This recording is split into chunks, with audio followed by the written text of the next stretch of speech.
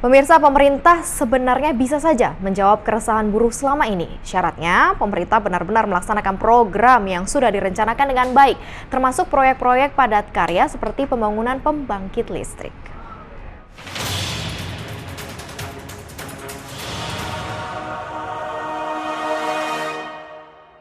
Salah satu cara pemerintah untuk menggenjot laju pertumbuhan ekonomi adalah dengan mempercepat penyerapan anggaran, terutama untuk proyek-proyek besar yang bisa menyerap banyak tenaga kerja.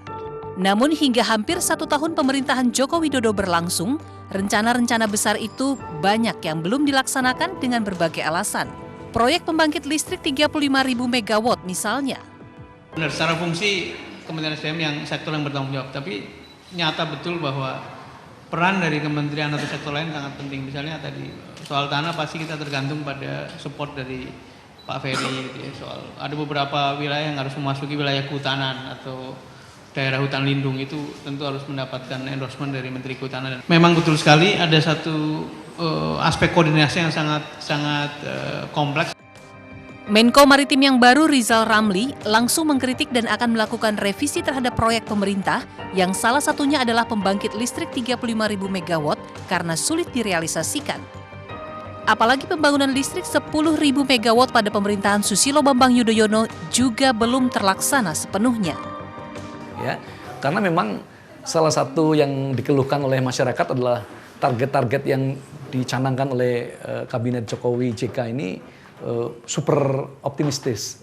Nah, Pak Rizal Ramli datang dengan kacamata yang lebih realistis. Saya lihat rencananya banyak, tapi realisasinya yang tidak banyak.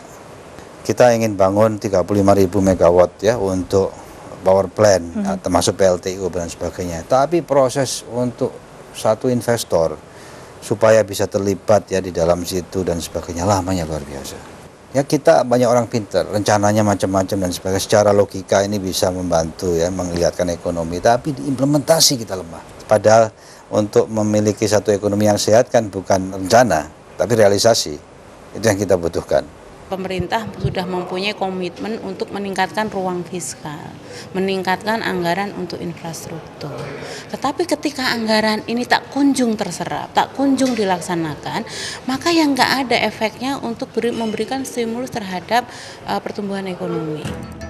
Selain itu, menurut Ketua Umum Partai Perindo Haritanu Sudibyo, bangsa Indonesia tetap harus optimis dalam situasi yang realistis. Namun bukan optimis dalam situasi yang tidak realistis, sehingga pembangunan dan laju pertumbuhan ekonomi dapat ditingkatkan.